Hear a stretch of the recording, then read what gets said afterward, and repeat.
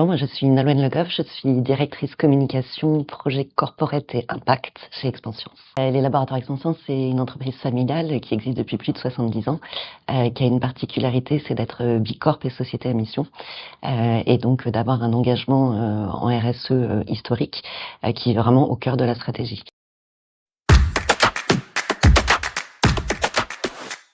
Aujourd'hui, notre entreprise, on la transforme, on fait évoluer le business model pour le rendre compatible avec les limites planétaires.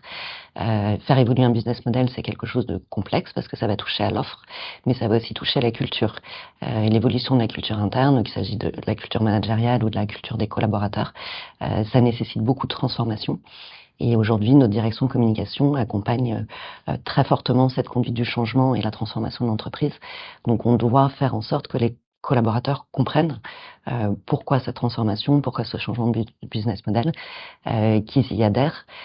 Et donc c'est vrai qu'on va aussi donc piloter notre capacité à accompagner le changement par la mesure d'indicateurs de compréhension, de satisfaction.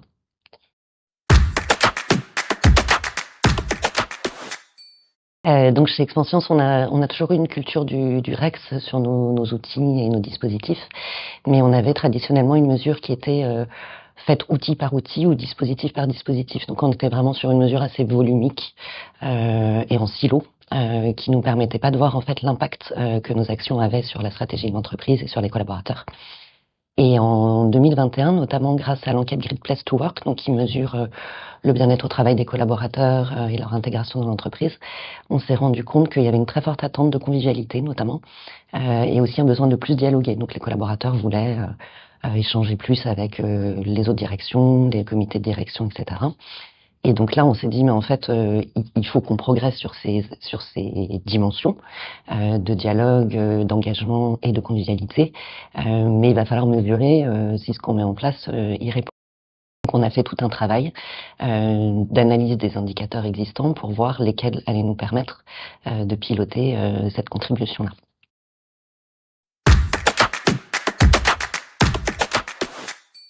C'est vrai que les organisations ont souvent une culture de la mesure de la performance externe, parce qu'il y a des KPI précis et les budgets de com interne sont parfois inférieurs aussi à des budgets de com externes. Le fait de mettre en place des matrices comme celle-ci, ça va vraiment permettre de montrer l'impact sur la compréhension de la stratégie d'entreprise, sur l'engagement des collaborateurs. Et donc c'est évidemment un moyen de négocier avec la direction le maintien des budgets et de valoriser l'intérêt stratégique de l'action du communicant interne.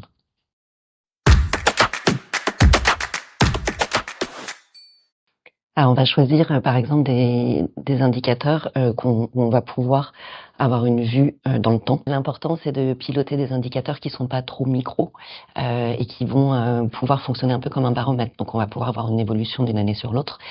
Donc par exemple, demander aux collaborateurs chaque année quelle est leur appréciation de l'ensemble du dispositif de communication interne et est-ce que ça les aide à mieux comprendre la stratégie. Donc c'est une question qui est qualitative, à laquelle on va avoir une réponse chaque année et pouvoir voir dans le temps dans quelle mesure tout ce qu'on met en place en termes d'outils, d'événements nous permet de mieux participer à la compréhension de cette stratégie.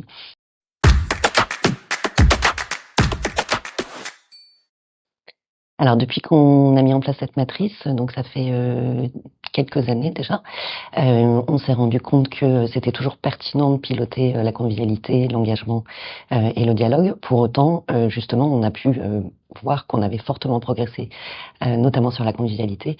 Aujourd'hui, c'est plus un axe majeur de notre stratégie puisqu'on a atteint des très bons indicateurs. Donc je pense qu'on va les faire évoluer prochainement, plus pour mesurer comment la com interne accompagne le changement et notamment le plan de transformation de l'entreprise. On a besoin de mesurer aujourd'hui est-ce que les collaborateurs adhèrent à la stratégie, à la transformation, qu'est-ce qu'ils en comprennent. Et donc on peut faire évoluer ces indicateurs en ce sens. Pour cette matrice en fait de pilotage, on a été accompagné par un cabinet qui nous a fait travailler donc sur nos enjeux de communication, mettre à plat tous les indicateurs qu'on suivait et en sélectionner les plus pertinents. Ils nous ont aidé à construire un tableur Excel, en fait, ni plus ni moins, avec des formules automatiques.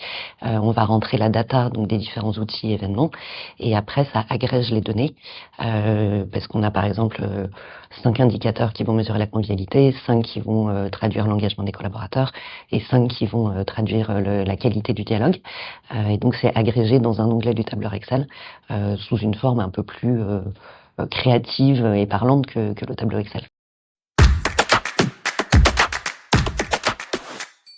Un exemple concret de l'utilisation de cette matrice sur la convivialité. On s'est rendu compte que grâce à nos actions, le sentiment de convivialité avait très fortement augmenté dans l'entreprise. Et c'est un moment où ça faisait pas tellement partie de notre culture. Donc on avait poussé, nous, pour qu'il y ait des événements internes qui sont un peu moins des événements descendants stratégiques, mais comme une fête de l'été, une soirée de Noël. Et ces indicateurs de convivialité remontés en flèche, c'est une façon aussi ensuite de négocier le maintien au budget annuel de ces événements fédérateurs qui sont pas forcément de prime abord vus par la direction comme stratégiques ou essentiels.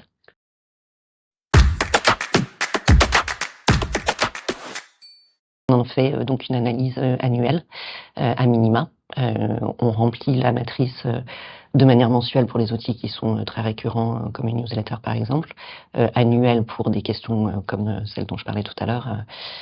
Donc voilà, chacune en fonction de sa gestion de projet dans l'équipe va aller compléter ces données.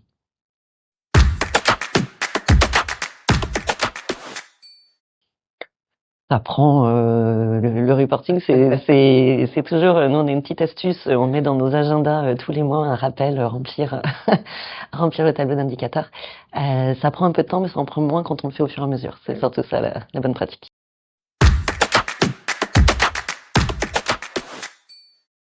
Alors nous, ça nous a été très utile déjà au sein de notre propre direction parce que quand on va construire le plan de communication, quand on va décider de notre budget et des futurs dispositifs ou outils, ça nous aide à piloter. On peut décider d'arrêter un outil parce qu'on se rend compte qu'il est très peu utilisé, ou se dire que par exemple on a énormément progressé sur la convivialité et que ça sera un axe moins stratégique cette année et qu'on peut concentrer nos efforts sur autre chose. Ça nous permet aussi évidemment de parler avec la direction, de montrer la contribution de la direction de communication interne à des enjeux stratégiques, comme par exemple la compréhension de la transformation ou encore le sentiment d'inclusion ou de bien-être au travail des collaborateurs.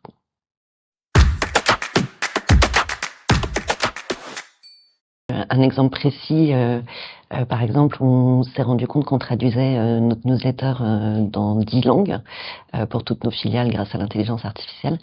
Et avec cette analyse, on a vu que certains pays ne l'utilisaient pas. Donc ça nous a permis de mettre un coup de pression, on va dire comme ça, au directeur de filiale en disant bah, vous nous avez demandé en fait d'avoir une accessibilité de la com interne dans votre langue. On constate que c'est peu regardé. Donc voilà, est-ce que vous souhaitez qu'on maintienne ou pas cet outil parce qu'on a un besoin de ROI. Nous, c'est quelque chose qui nous prend du temps. Donc on a aussi besoin de savoir si ce qu'on produit est utilisé.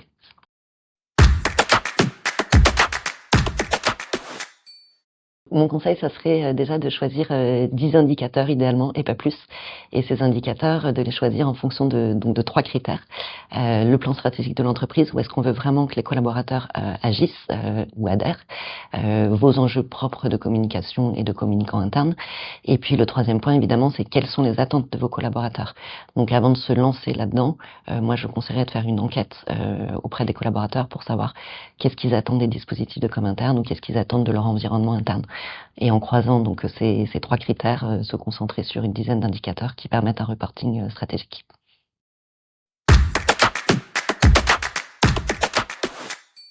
Je vous remercie pour votre attention. J'étais ravie de partager mon expérience. J'espère que vous avez passé une très bonne matinée avec la FI. Et donc voilà, lancez-vous. Piloter la performance de la com interne, c'est hyper important pour notre métier de communicant. À bientôt.